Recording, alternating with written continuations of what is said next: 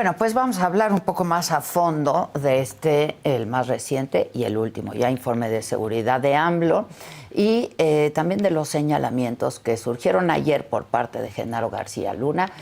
Me acompaña aquí en este foro, en el espacio, María Elena Morera, ustedes la conocen, ella es directora de la organización Causa en Común. Muchas gracias, María Elena, muchas gracias. Al contrario, Adela, muchas gracias por la invitación. Siempre es un gusto estar contigo en este programa y con tu auditorio. Muchas gracias. Además, te volviste experta en temas de seguridad. Pues sí, fíjate que ya este año cumplo 23 años en estos temas. Desgraciadamente, cuando inicié pensábamos que estábamos mal. Hoy estamos mucho peor.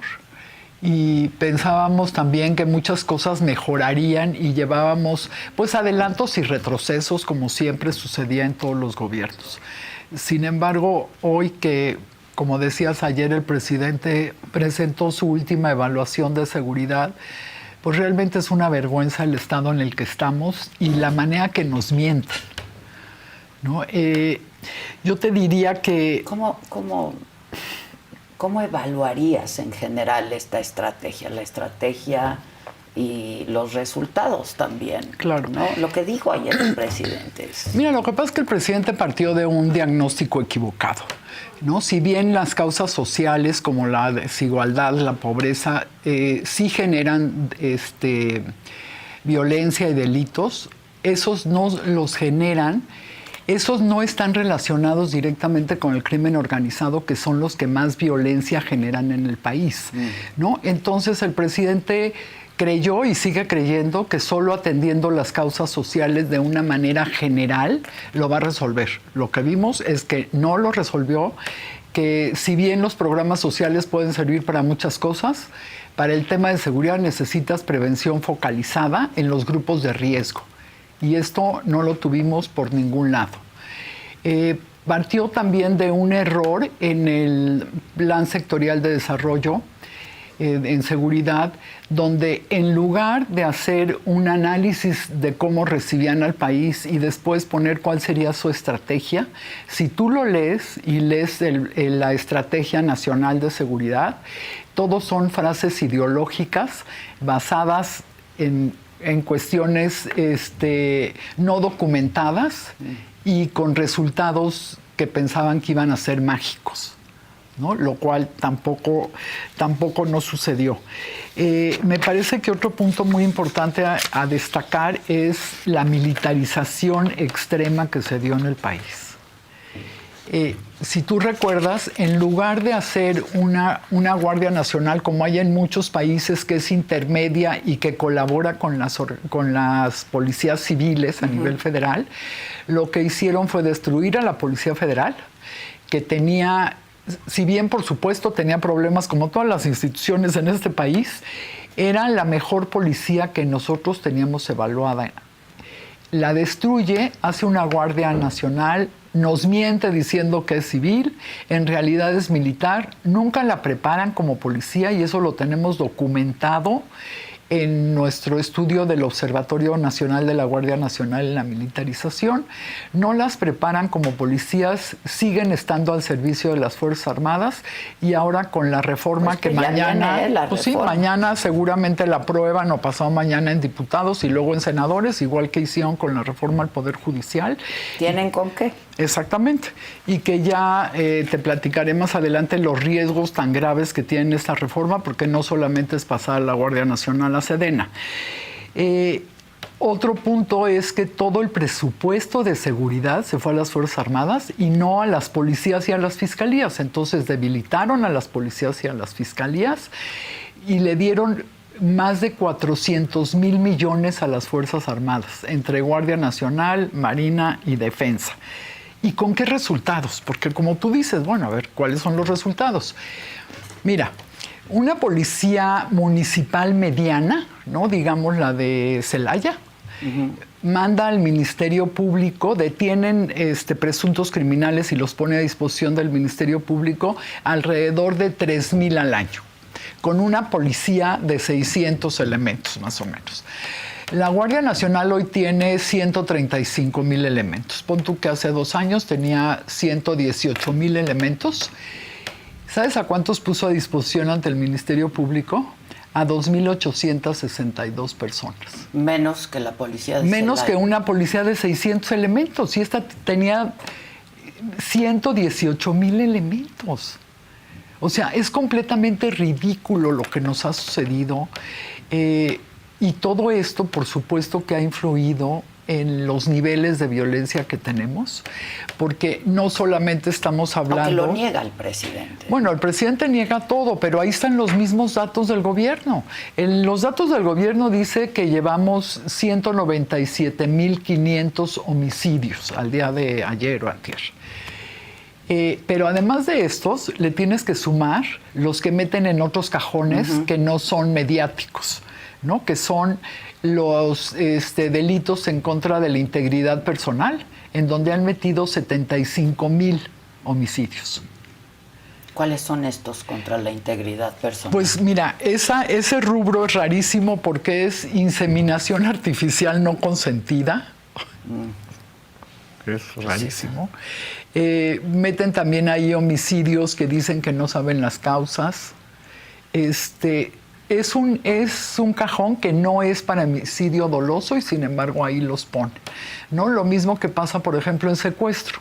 En lugar de ponerlos en el rubro de secuestro, los ponen en el rubro de otros delitos contra la libertad personal, que no son secuestros, porque no te piden dinero a cambio o no es a cambio de alguna...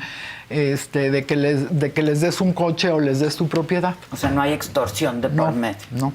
Entonces, los meten ahí cuando no son ahí esos delitos y el secretariado ejecutivo, que tiene la obligación de auditar cifras, pues deja que metan las cifras como quieren los estados y no auditan nada, ¿no? Entonces, además de las cifras oficiales, que ya son altísimas, porque estamos hablando de un homicidio cada 15 minutos. Sí, 100 al día. ¿No? 100 al día. Pues todas las anomalías que hay en este tema y que pensamos que es una posible manipulación. Te interrumpo un segundito solo para saludar a Arturo Ángel, periodista independiente, también especializado en temas de justicia y seguridad. ¿Cómo estás, Arturo? Hola, ¿cómo están? Muy buenos días, Adela, María Elena, con mucho interés escuchándolas. Ahora te escuchamos a ti también, Arturo. A ver, perdón. Adelante, María Elena.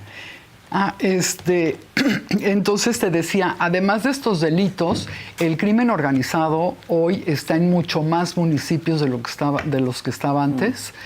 Cogobierna o gobierna en muchos de ellos, y de estos municipios hemos visto que ha habido una baja en la información pública sobre los delitos, porque claro, pues quien gobierna manda, ¿verdad? Entonces, muchos medios de comunicación que antes informaban sobre crímenes en estos lugares ahora no lo están informando. Además tenemos... Por obvias razones. Por obvias razones, por miedo. Además, según fuentes de según la COMI, que es la Comisión de Derechos Humanos, una organización civil, dice que hay alrededor de 398,000 personas desplazadas. ¿No? ¿Y por qué la gente se tendría que ir del lugar donde tiene a sus gallinas y donde siembra maíz? Pues porque ya no pueden vivir con esos grados de violencia, ¿no? Y además de estos datos, pues también tenemos más de 50,000 desaparecidos en este sexenio y no localizados. Entonces creo que el dolor que hay en México es grandísimo. El presidente no solamente no dio resultados, nos mintió desde el día 1 de su administración hasta el día de hoy. Arturo, adelante, si quieres agregar sobre estos resultados y pues la evaluación de la estrategia del presidente. Sí, el tema de homicidios es lo que más me llama la atención, evidentemente, ¿no? Sobre todo porque yo recuerdo mucho un cuestionamiento que hacía Alejandro Ope, que me parecía muy preciso y tiene que ver con el asunto de hasta qué tanto es logro o culpa del gobierno, cómo se mueven el tema de los asesinatos en el país, ¿no? Sobre todo recuerdo mucho en el sexenio de Enrique Peña Nieto, cuando él se logran en los primeros 3 años una baja muy pronunciada en el tema de los asesinatos, ¿no? Hasta llegar a niveles en 2015 bajos respecto a lo que habíamos registrado en la última parte con Calderón. Pero más allá de esfuerzos puntuales, ¿no? Me parecía que tampoco estaba el gobierno federal en total control de la situación. Y luego viene un rebote muy importante de los asesinatos y creo que es un rebote hacia arriba. Y creo que eso fue un elemento donde en realidad por momentos me parecía que ni siquiera el gobierno en realidad tenía tanta influencia en cómo se desarrollaban los índices de violencia homicida y que era realmente más bien propio de dinámicas criminales. De hecho, recuerdo muchas auditorías de la Auditoría Superior de la Federación cuando analizaba el desempeño de la entonces Policía Federal cada año. Recuerdo que era muy recurrente que la auditoría decía, está bien que haces tantos operativos, pero no me queda claro este número de operativos, primero, a partir de qué matriz de indicadores provienen y luego cuál es el objetivo. O sea, no encontraba la auditoría una correlación entre el esfuerzo que en ese momento se hacía para combatir el crimen y los resultados. Y creo que esa situación ha permanecido en este sexenio e incluso se ha incrementado y me parece que más bien lo que hemos visto en cuestión de índices de violencia homicida, pues tiene que ver mucho más con la propia dinámica de los grupos criminales. Lo mismo pasó en Guerrero, en el estado de Guerrero, que llegó a ocupar tasas de homicidio altísimas en buena parte del sexenio de Peña Nieto.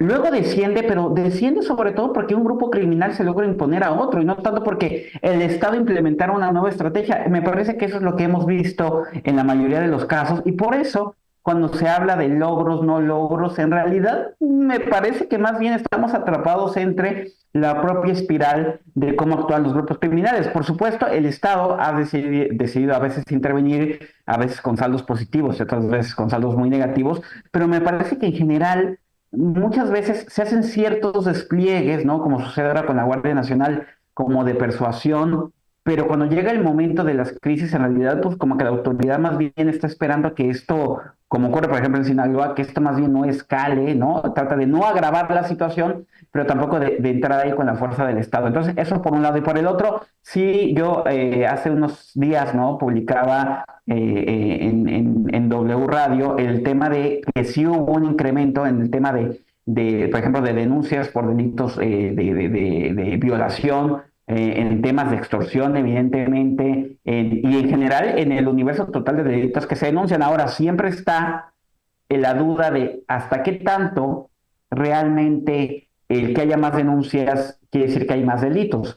Si es que la gente está denunciando más o si es que están ocurriendo más casos. Me parece que en el tema sobre todo de delitos de violencia sexual y en el tema de violencia familiar, sí hay un incremento de la incidencia, ¿no? O sea, es demasiado amplio y demasiado grande este incremento, igual que sucede con el tema de las extorsiones. Y el tema de las extorsiones, además, está claro que nos enteramos de una mínima fracción de los casos que se denuncian. O sea, me parecen indicadores bastante certeros. Y en ese sentido, si bien es cierto, no podemos tampoco obviar el hecho de que el presidente López Obrador no está cerrando con más homicidios anualmente que como empezó. Eso es cierto, a diferencia de lo que pasó, por ejemplo, con Peña Nieto, que, insisto, el 2018 se le fue totalmente de las manos, ¿no? También es cierto que pues, no lograron bajar o contener echar para abajo esa tendencia homicida y nos quedamos en niveles altísimos y las consecuencias, pues es básicamente que estamos cerrando el sexenio prácticamente con más de 200,000 personas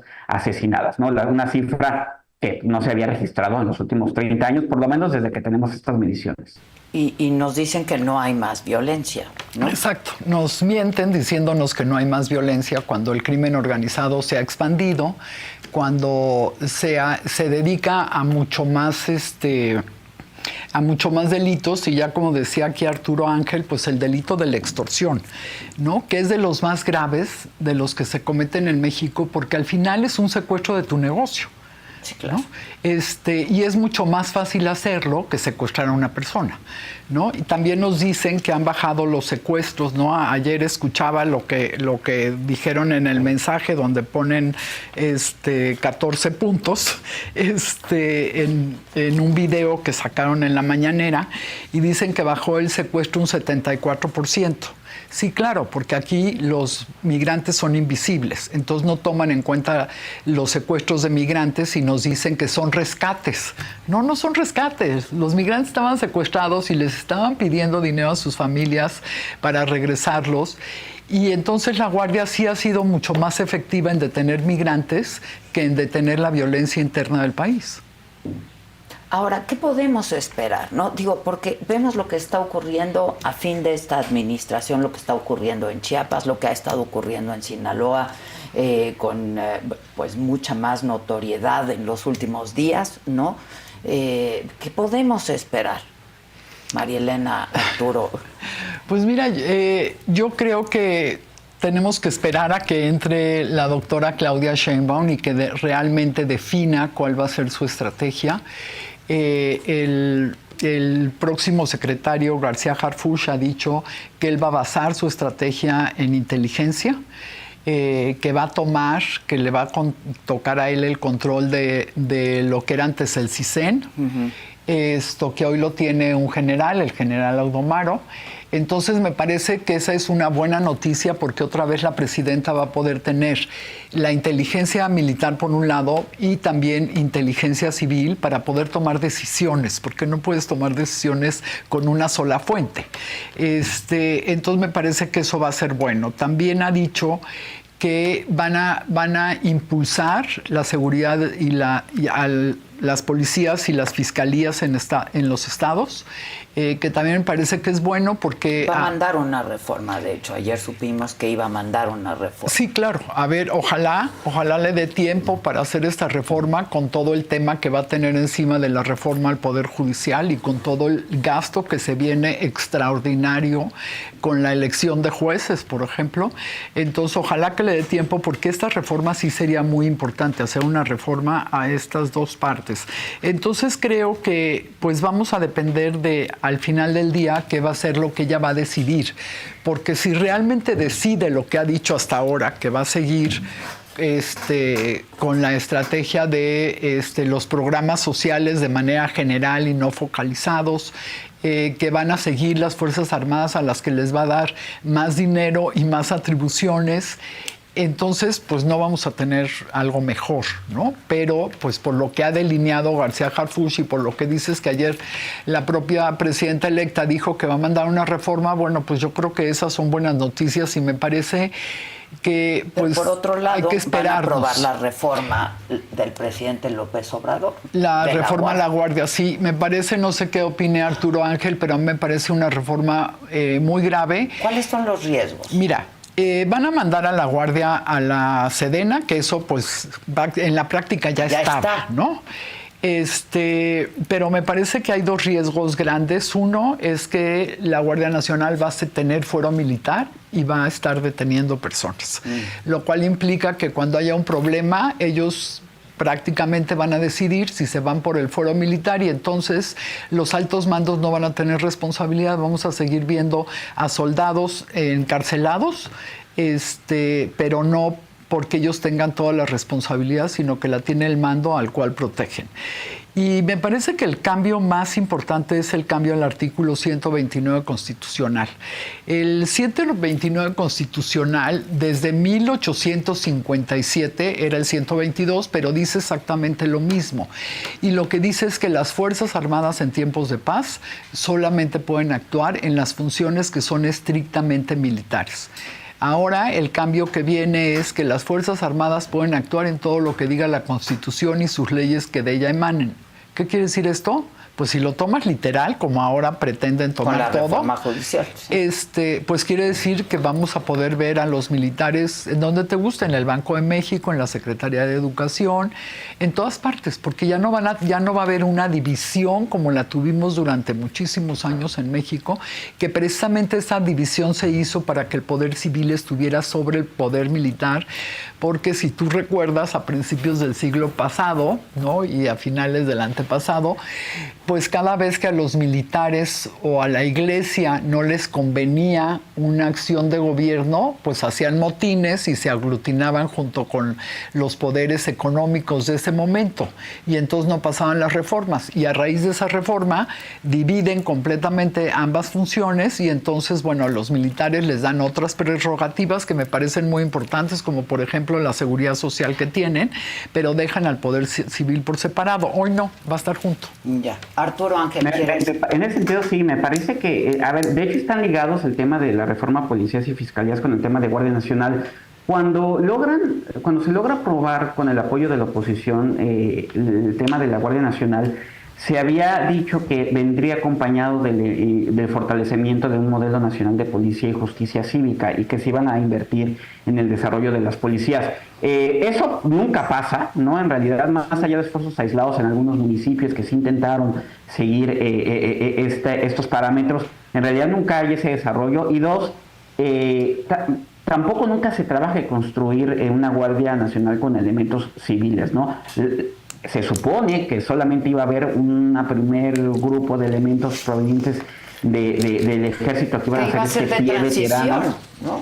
Exacto, que iba a ser el pie veterano, pero que se iban a empezar a contratar a civiles. Bueno, hemos documentado periodísticamente que no contrataron un solo civil. O sea, no hay. De hecho, cuando en las solicitudes de transparencia, cuando hace unos meses lo volví a preguntar, ¿no? Cuando tú le preguntas a la Guardia Nacional, dime cuántos elementos tienes tuyos. No tiene los 100,000 que se dice, tiene 20,000 que son los que quedan del ex Policía Federal. Entonces, pasó todo el sexenio. También me parece que sí hubo una responsabilidad del Senado y de las fuerzas de oposición en el Senado en no haber sido mucho más enfáticos o llamar a cuentas oigan, nos están viendo la cara, esto no fue lo que se aprobó. O sea, se dejó la cosa así, ¿no? Y entonces, pues ahora estamos en un problema serio porque pues también entiendo la logística y si la Sedena dice, bueno, si no hay reforma de la Guardia, pues con permiso, denme mis policías, que en realidad, digámoslo como es, son policías militares o militares con un uniforme que dice Guardia Nacional y se acabó. Entonces, si la Sedena dice, denme mis elementos, no hay Guardia Nacional. En ese sentido, sí, dadas las consecuencias, ¿no? Pareciera ser que se necesita una solución en este momento para eso, porque tampoco se puede sacar a esos elementos, pero lo que sin duda es preocupante es que al sacarse adelante esta reforma, como ya bien decía María Elena, pues están normalizando la intervención de las Fuerzas Armadas en un montón de otras funciones, ¿no?, que estaban en el dominio civil. Pero en ese sentido también me parece que más allá de lo que va a pasar con el tema de la Guardia, que parece que va a transitar y es muy preocupante, forzosamente tiene que haber un seguimiento puntual de la reforma a las fiscalías y a las policías, porque el equipo de Claudia Sheinbaum ha venido diciendo desde que estamos en el periodo de transición que sí les importa este tema, que sí es un asunto del sistema de justicia. Ellos saben, ¿no?, lo que también hemos documentado hasta el cansancio, que por ejemplo, solo hablando del tema penal, ¿no?, quitando las otras materias, al año se cometen 26 millones de delitos en México, de acuerdo con datos del INEGI. De esos se denuncian solamente 2,5 millones, y de esos 2,5 millones que se denuncian, 200,000 llegan a los poderes judiciales. Es decir, si tomamos en cuenta el universo total de delitos que se cometen, denunciados o no, estamos hablando de que al Poder Judicial le llega el 1% de los casos. Y si tomamos en cuenta los que sí se denuncian en las fiscalías, es solamente el 10% que llega al Poder Judicial. Entonces, creo que lo que no deberíamos de permitir es que nos vuelva a pasar lo mismo que en el actual sexenio, donde, ya hubo una reforma de la Guardia Nacional y lo demás que se iba a hacer, pues ya de pronto entre la indignación y entre todo eso ya nadie le puso la atención suficiente. Creo que no, más allá de cómo se implementa la reforma judicial, que es un tema complejísimo, creo que hay que estar encima del tema de la reforma a las fiscalías y a las policías, porque ahí es donde está el grueso de, por lo menos en el asunto penal, el GURES, que es el que se ha vendido como la necesidad y la bandera de hacer una reforma. Por supuesto, no hay diagnósticos de lo familiar y de la justicia fiscal y mercantil. Todo se lo llevaron de corbata, de eso no se habla, pero bueno, si hablamos del tema penal, ahí es donde está el embudo, y entonces en ese sentido me parece que debemos de ser constantes en cuándo van a estar esas iniciativas, qué fechas son, en qué sentido van, si están haciendo foros, quién está participando, etcétera, y que no se vaya quedando eso en el olvido, porque entonces vamos a quedar atrapados en unos años en los mismos niveles de impunidad. Ahora, ¿es apropiado hablar de militarización, María Elena? Sí, claro. La militarización es cuando tú cambias las funciones civiles y las pones dentro de las funciones militares, ¿no? Entonces estamos hablando de una militarización porque muchas de las funciones civiles, como por ejemplo el tema de seguridad pública o seguridad ciudadana, ya no está hoy, a menos a nivel federal, y en 15 estados de la República ya hay mandos militares, ¿no? Entonces sí tenemos una militarización, pero además tenemos un militarismo. Esto quiere decir que muchas de las funciones que antes eran civiles en otras áreas que no tienen que ver con seguridad, como por ejemplo puertos, aeropuertos, pues la vacunación, haciendo, claro. Todo lo que han hecho y todos los negocios que se les han dado a las Fuerzas Armadas, también es un tema muy preocupante. Yo lo hablaba en su momento con Alejandro Ope, y Alejandro decía, es que el poder que se le está dando a las Fuerzas Armadas es peligrosísimo, porque ¿cómo se los quitas? ¿No? Aunque hay otras voces que dicen que una vez que te sientas en la silla presidencial das un manotazo y listo, pero no creo que sea tan fácil como eso. Entonces sí estamos hablando de militarización y de militarismo desde mi punto de vista. ¿Coincides, Arturo?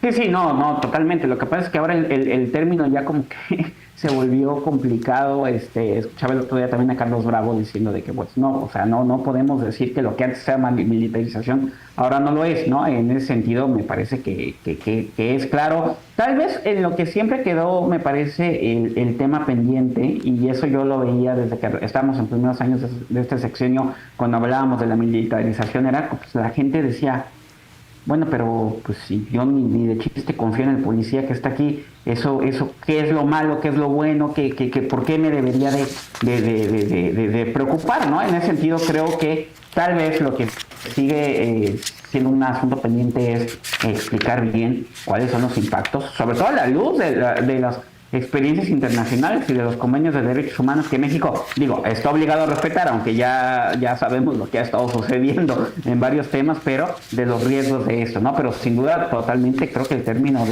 de militarización no está mal aplicado en este caso. Ahora, pareciera que claudicó el presidente López Obrador, ¿no? Cuando escuchamos ayer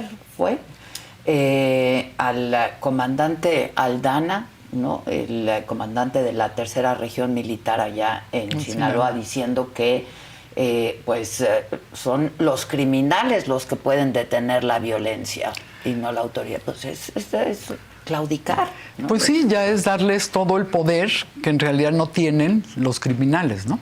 Yo creo que solo le faltó decir, no me inviten a mí a una conferencia de prensa, inviten a los criminales y que ellos les digan qué es lo que van a hacer.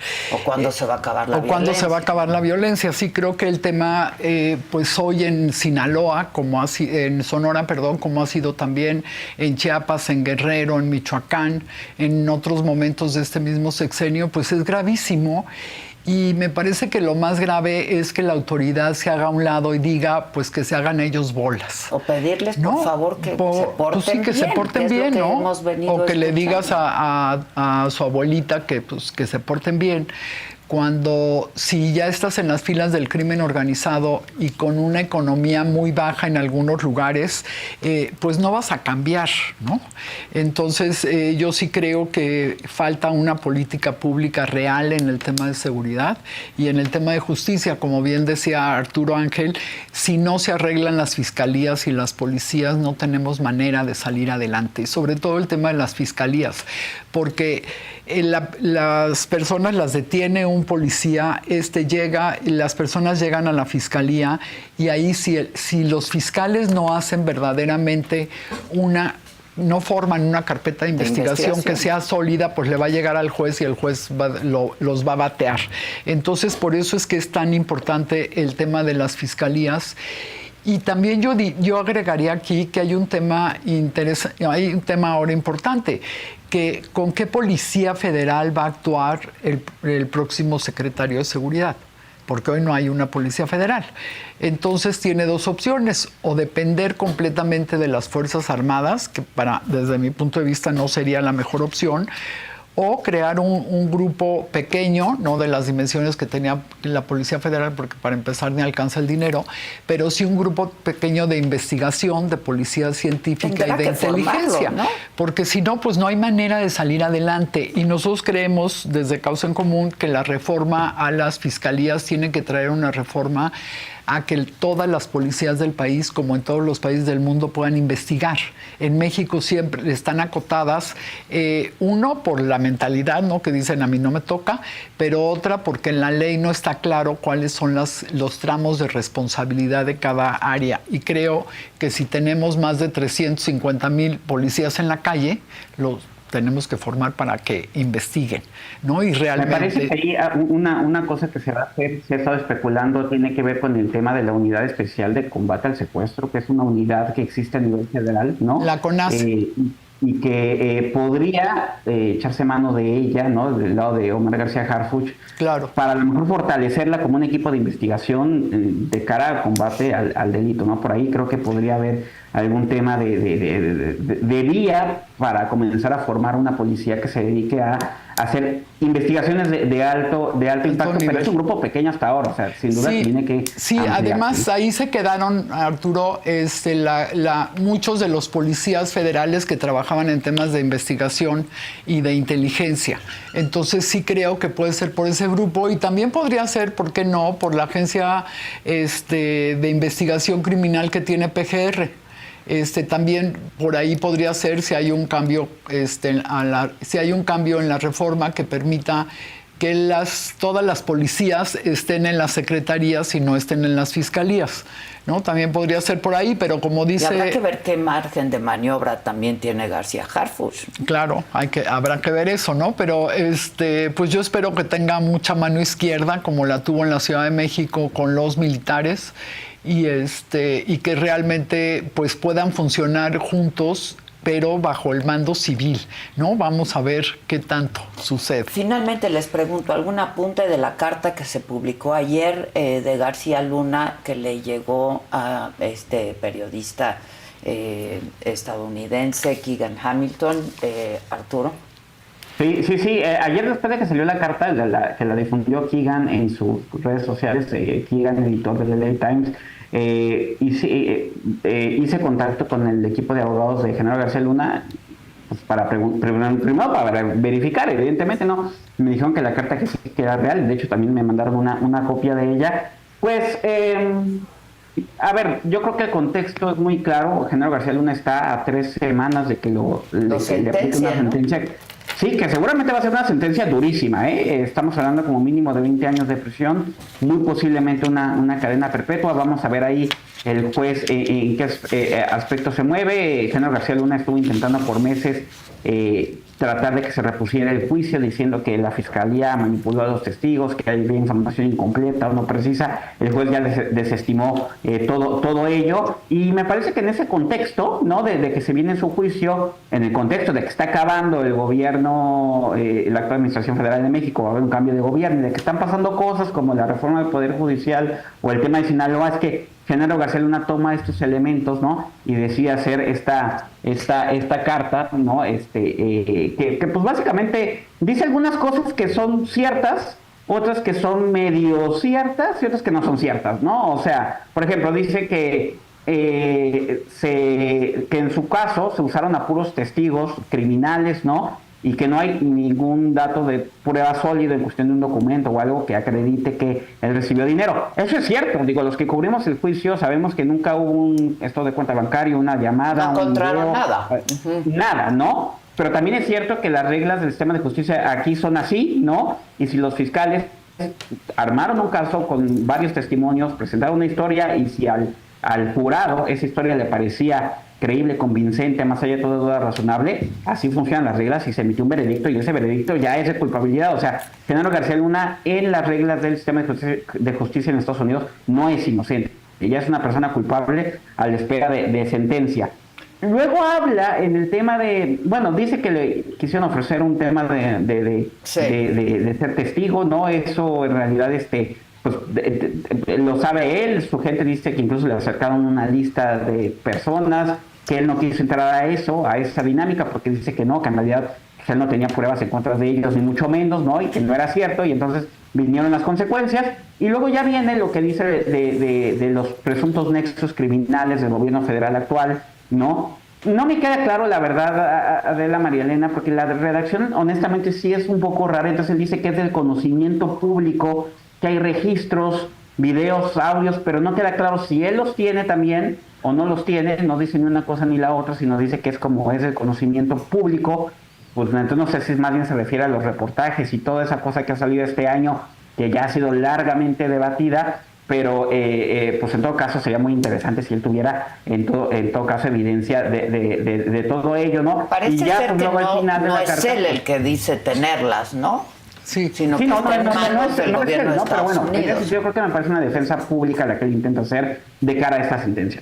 Sí, María Elena. Sí, mira, yo te diría que las declaraciones que hizo en la carta Genaro García Luna, desde luego, son extremadamente graves, pero no creo que suceda nada.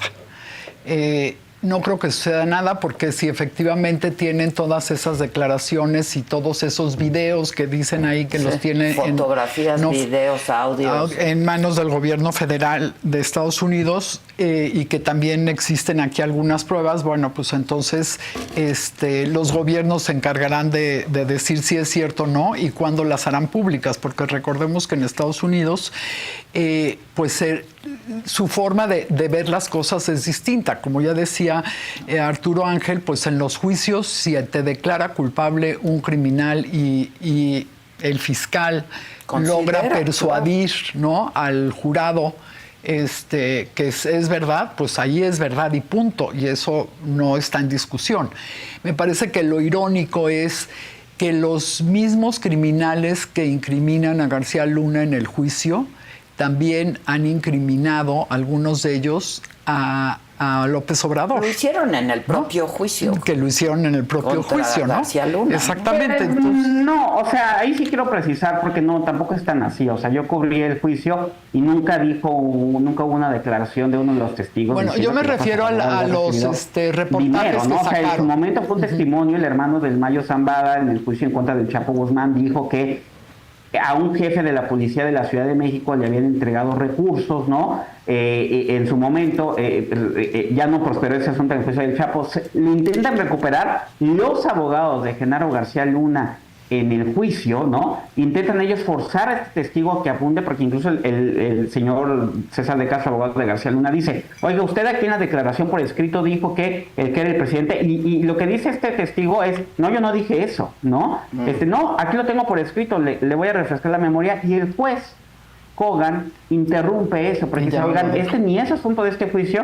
Y el juez advierte hacia dónde va la cosa y frena. Entonces, ahí quedó la interrogante. Si es cierto, en el sentido que esta persona que dijo eso fue usado como testigo en contra de García Luna, también es cierto, y aquí sí quiero dejar un matiz importante, que aunque sean las mismas personas diciendo las mismas cosas, sí hay una construcción que hacen los fiscales de Estados Unidos en cuestión de... No, o sea, no es que recogen un montón de chismes y los echan en la corte. O sea, sí hay un trabajo también de construcción de una historia.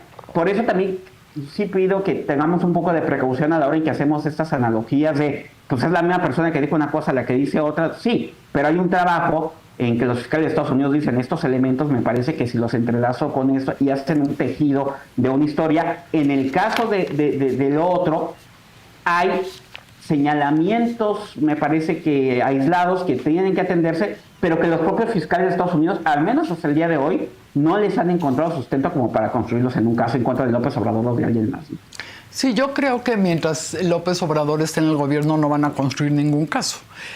Además que yo, desde mi punto de vista, o al menos yo no conozco ninguna evidencia en contra del presidente. Pues es que ¿no?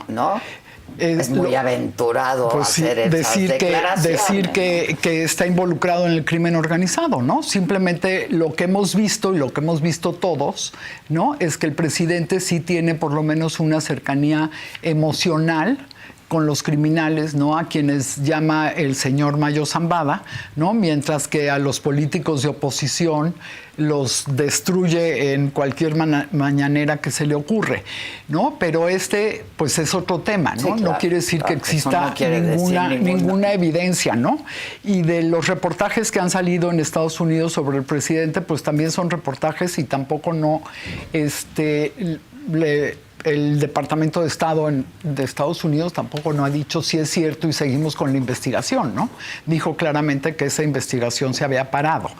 Entonces coincido con Arturo, ¿no? En decir, bueno, pues el juicio a García Luna, como está construido en Estados Unidos, pues seguirá adelante, y las declaraciones que él hace, pues en este momento no creo que tengan un impacto mayor que ese. No, ningún valor.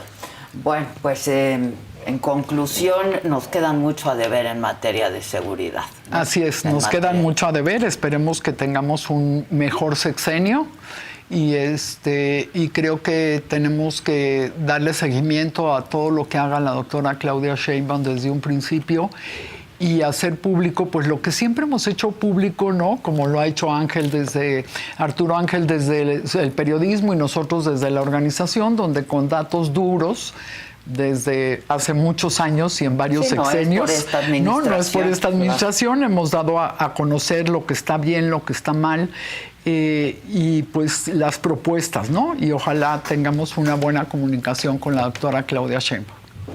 Te agradezco mucho, como siempre, Marielena. Al contrario, Adela, muchas gracias. Ángel, muchísimas gracias.